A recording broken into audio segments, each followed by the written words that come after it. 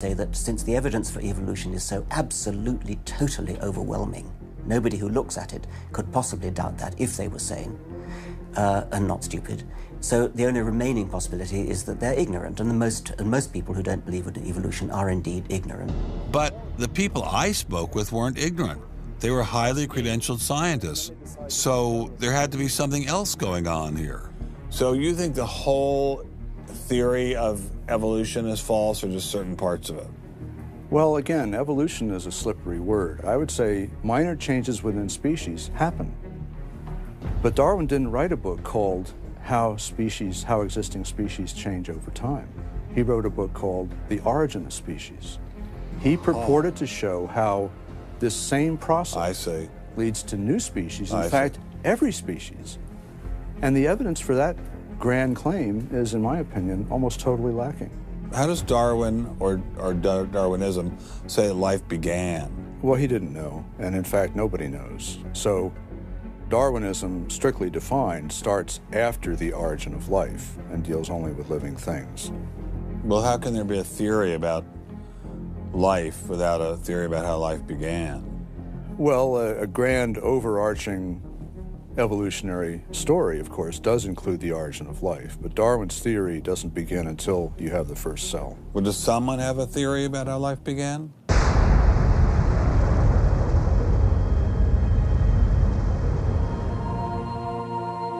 This is the story of a small planet in space called Earth. For a typical Darwinian explanation of how life originated, Dr. Wells directed me toward this documentary.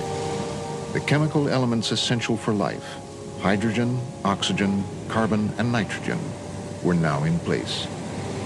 What was needed was a way of combining them. Perhaps the energy came from lightning. Whatever it was. Excuse me? Whatever it was, energy managed to arrange these chemical ingredients in just the right way. Whatever it was? I was hoping for something a little more scientific.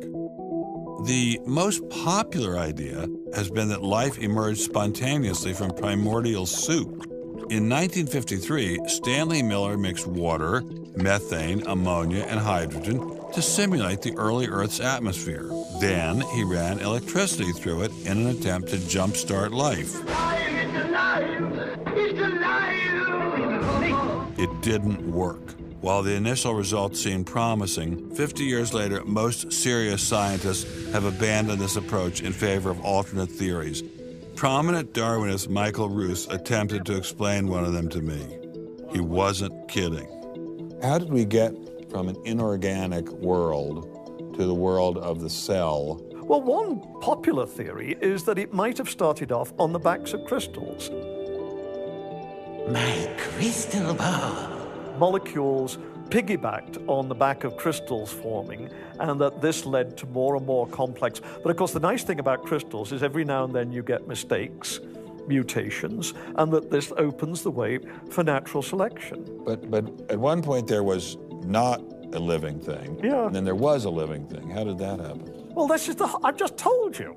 And I don't see any reason why you shouldn't go from very simple to more and more complex to more and more complex. I don't either, but I don't know how you get from mud to a living cell. That's my question. Yes, well, I've told you. I think it was on the back try of one more crystals. time. On the backs of crystals. On the backs of crystals is at least one hypothesis, yes. So that's your theory, and you think that is more likely and less far-fetched than intelligent design? I think it is.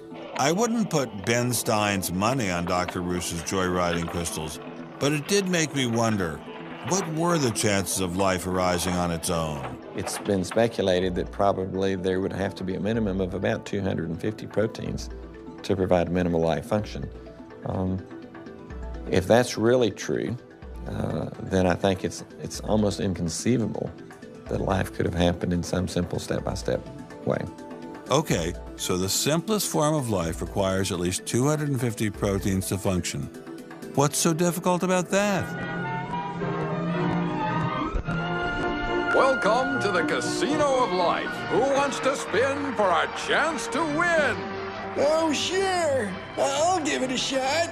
What do I win? Take a look at this.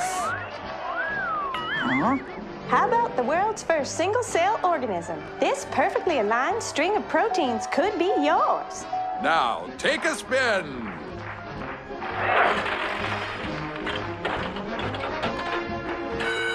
I won! Tina, tell him how many times he needs to do that to win the prize. 250. That's right, folks, and all in the correct order. But that's impossible. We've heard that before, haven't we, Richard? Come on, Mother Nature, do your thing. You stupid machine! I hate you!